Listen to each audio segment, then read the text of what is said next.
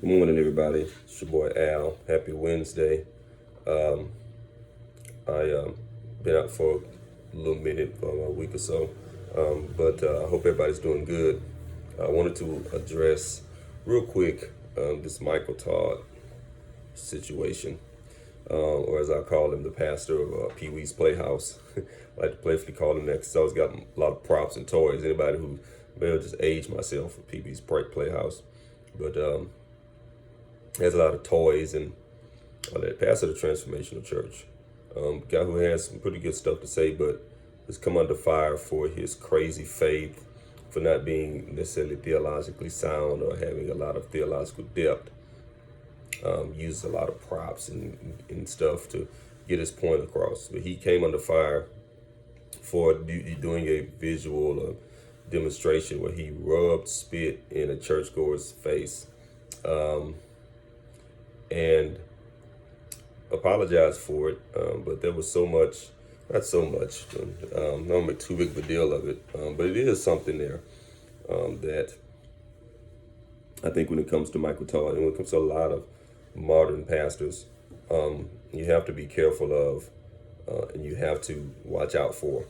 One thing, first of all, to know what was so wrong about this was in the height of the resurgence of a pandemic, to rub spit in a man's face is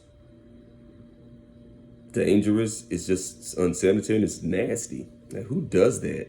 Like, I remember when I was growing up, my mom, like if I had crust in my eye, she would do this and get it out of my eyes, out of my face. And I remember thinking how nasty it was then. And you're a grown man, another grown man, and you rubbing spit in his face. It's disrespectful, it's nasty, it's unsanitary, it's unhealthy, it's dangerous.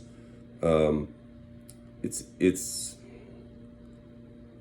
just something that happens when you get too far. You go too far with doing demonstrations instead of being theologically sound. First of all, when I heard about it, spit in his eyes, I thought he was talking about when Jesus gave the man sight using spit and clay, but that wasn't it.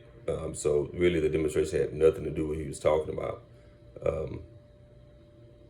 And then there's this whole thing for me. So pastors and preachers, the one who spends time in the Word and who values spending time in the Word. I think it says something when you have to always use props or use demonstrations. I think it says something about your theology or your lack of theological depth, the background, your lack of, not necessarily lack of study. I'm not going to accuse this man of having a lack of study because I don't know him like that. But I think it does say something when you have to continue to use props. You should be able to, first, whatever point he was trying to make, he should have been able to use the word or different instances in the word or different scripture to back what he was saying. When you're making a point about something in scripture, you generally use references of other scriptures to make your point or to back your point up, which is effective. Then, a lot of people say, well, that's how you don't, you do it the old traditional way. It's not as exciting. It doesn't draw as many people. There's several pastors who will pack a house on just theology, depth in the word. Pastor Ralph Douglas West, Pastor Marcus D. Cosby, Pastor Terry K. Anderson, Pastor John Howard Wesley. These are pastors who use no props, no gimmicks, none of that, no people to demonstrate, and they pack their churches Sunday after Sunday because they have the depth understanding of the word. So I think with using a lot of props demonstrates, as it suggests, it suggests a lack of depth in the word. It suggests that you don't have a lot of theological background, and a lot of people are, they think theology is outdated. Studying theology, a lot of theological depth is outdated. I know Michael Todd uses a lot of preaching that deals with, he has this term crazy faith. He deals with preaching having to deal with a lot of emotions and feelings as opposed to theology, theological depth.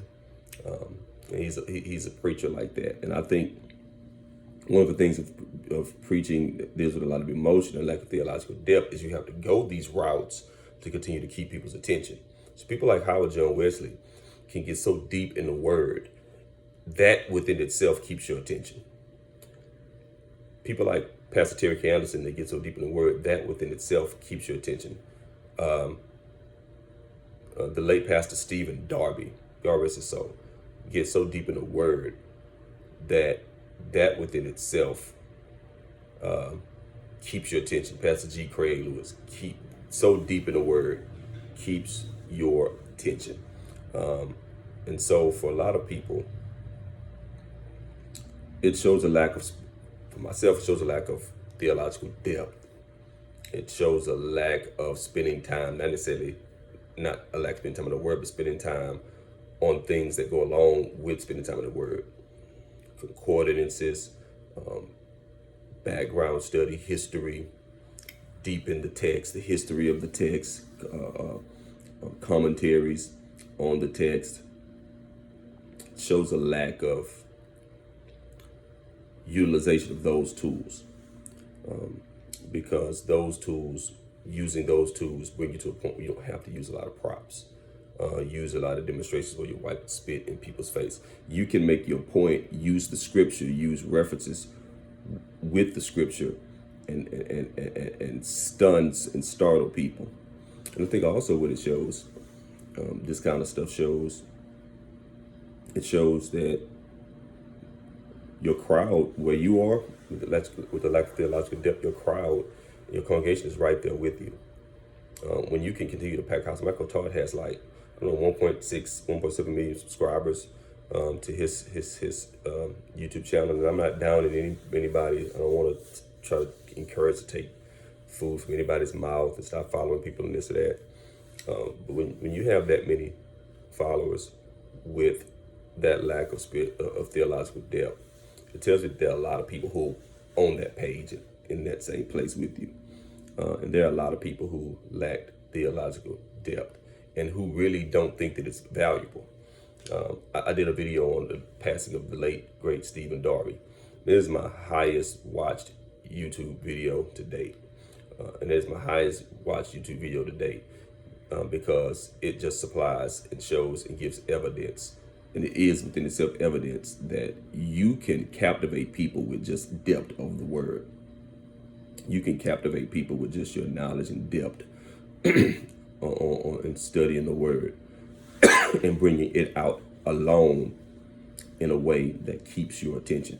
Pastor Stephen Darby's been dead now. I did that video 3 years ago when his untimely death, and his following and people watching, going back and watching his videos is continuing to grow. That's the only reason why I've gotten 10,000 so views, 11,000 views on that video.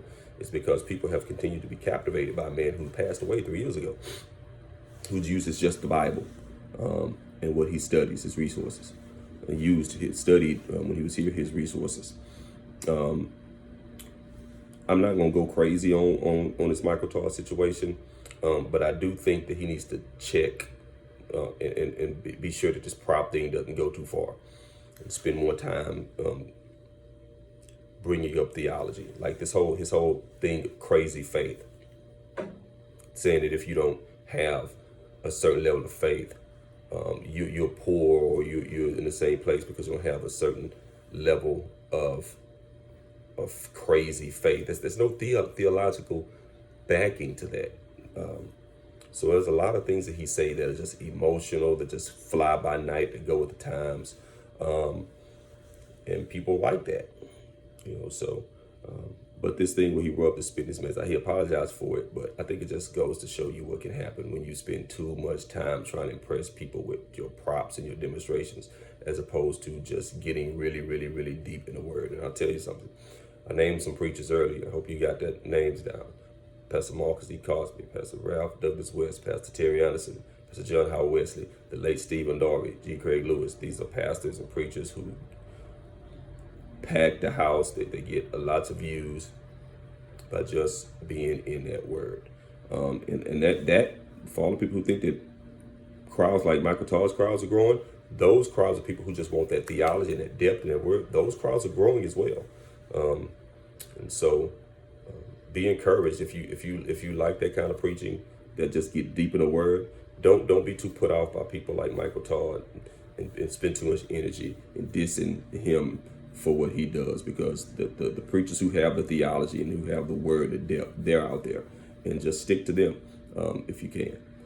So that's all my thoughts on that. I'm not going to, disown a brother, because I do believe he's trying to do the right thing. I just think he needs a little spiritual and theological guidance and tutelage, and somebody to undergird him. He needs a Paul to his Timothy, so to speak.